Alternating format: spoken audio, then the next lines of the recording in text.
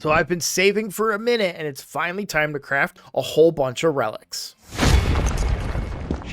Hello everybody, I'm Roadblock. This is a Raid Shadow Legends video. We're going to be crafting relics on today's video on this account, but I want to talk about why really quickly. Shout out to my editor, Frostbite. Wanted to give him some recognition, so he's been busting his butt, and I don't want to reveal too much about what's going on in his personal life, but he is doing something really cool, so congratulations to him. Because of that, I'm going to record an extra video a little bit ahead of time, so I thought I'd squeeze in this video that I've been saving up for. Honestly, I've been saving up relic stuff. It's good. I feel like it's interesting content. It's fun to watch me fail or find really good success. You know, you never know. So we're going to jump in and craft some relics, but it's a good kind of video that quick for him to edit and make sure that he gets to have the time and fun with his family. So shout out to Frostbite. Feel free to put a link to your YouTube channel in the description as well. And hopefully I will have Frostbite on my channel here very, very soon for a collab once I kind of get this new schedule figured out, which I pretty much have. So hopefully in the coming weekends, I will be taking on collabs again, which is going to be very exciting. So I'm looking forward to that. But that's not what we're here to talk about. We are here to talk about, or we are here to pull, not even talk, we're here to craft. Man, I'm all over the place. Okay, we're going to craft some relics. As you can see, I've saved up a pretty good amount. We've got 800 of the rare, 365 of the epic, 127 of the legendary. So we've got 2 legendary pulls, and the rest are going to be epics and rares. I haven't done any live arena lately. I'm waiting. I want them to come out with the full-time live arena. And once that comes out, I'm back in live arena, baby, but not now. So, but we do have, and then you can't see it. It's behind my head, but we do have some for the turtles stuff as well. So what do we say? What do we start with? Listen up. I just got a new promo link that you can use to follow along with me on my latest free-to-play adventure and get a free Elenaril as well as 3 more powerful epics as you level up. Here's how to do it. Log out of Plarium Play and uninstall. Click the link in the description and register with a brand new email. Launch Raid and complete the tutorial. Go to your inbox and claim your first champ. Don't miss out on your chance to get Elenaril right after signing up, as well as Fayne, Uugo, and Tagoar as you progress through Raid. Click on my link right now and let's crush this together. We just start, I guess, here, and we're just going to jump right into it. Journal of Necrotos. I love this. I actually put this on quite a few different champions. It's really good on Androck, my favorite, right? So I love when having it on Androck because he gives a ton of turn meter and healing. So it works really great with him. I really enjoy it. Okay, see, I like it so much, I pulled 2 of them. What do you know? Tempest Sanguinus. I've not really used that on a lot of champions, to be honest. Mask of Rage, I think, is just trash. Man, where's that 0.01%, right? Scroll of the Unseen, whereas damage increases by 1% each time any other champion takes a turn when the wearer is under a Veil or Perfect Veil buff, stacking up to 30%. Damage bonus resets after the wearer takes a turn. Yeah, I don't think that's very good.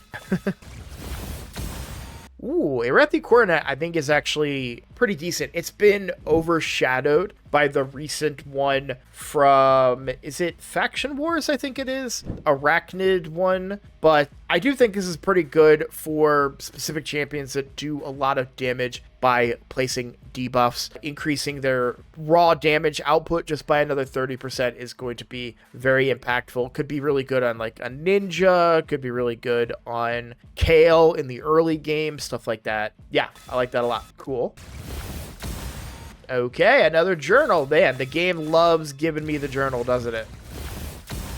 And Tempest Sanguinus, apparently. All right, on to the epic materials. Now we have higher chances of a legendary. Malefic Talon is a pretty reasonable damage dealer one. It's kind of the backup one that I use on damage dealers that I can't put other better ones on, like Cat's Gaze, for example. All right, last one of the epic fragments, another Scroll of the Unseen. Man, not great. Now for the legendary ones, I am really hopeful for these ones. We're just going to work our way down, so legendary ones are going to get pulled a little early for you guys, so it won't make you wait too much. But Would really, really like to see a legendary out of this.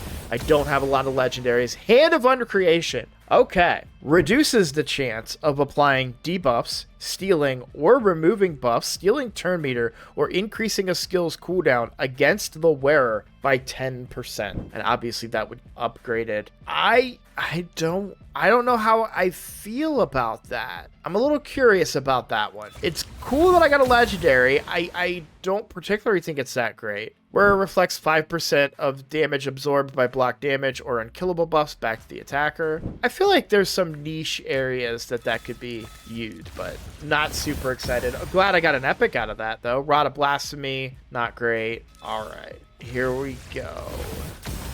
Golden Elixir. Golden Elixir is pretty okay. Where I've thought I would get use out of it, I've not gotten use out of it. It's kind of better to use an aspect of Sarath. What I really, really want is one of the new ones, the one that I think it takes you to 1 HP. I have to look at, let's look it up really quick. What is the one I'm thinking of? Last Laugh Amulet. I actually am really curious about this, especially for Chimera, to put it on your tank for Chimera, your Ram tank, because the wearer 30% chance to activate a delay effect when receiving fatal damage. I think that with the right combination, what's the delay? Dang it, I gotta remember the delay effect, but let me look that up. Maybe I'm wrong. Maybe it's not good. Delaying it to next turn might be harder to heal a champion up in that case, but because the ram just hits kind of pretty hard. But yeah, I feel like you could heal up the ram damage and keep that champion alive by delaying that damage a turn. So maybe it won't work the way I think it does, but I've been interested to test that because Aspect of Sarath doesn't always work in that realm. But let's move on. We are going to get into the big one here.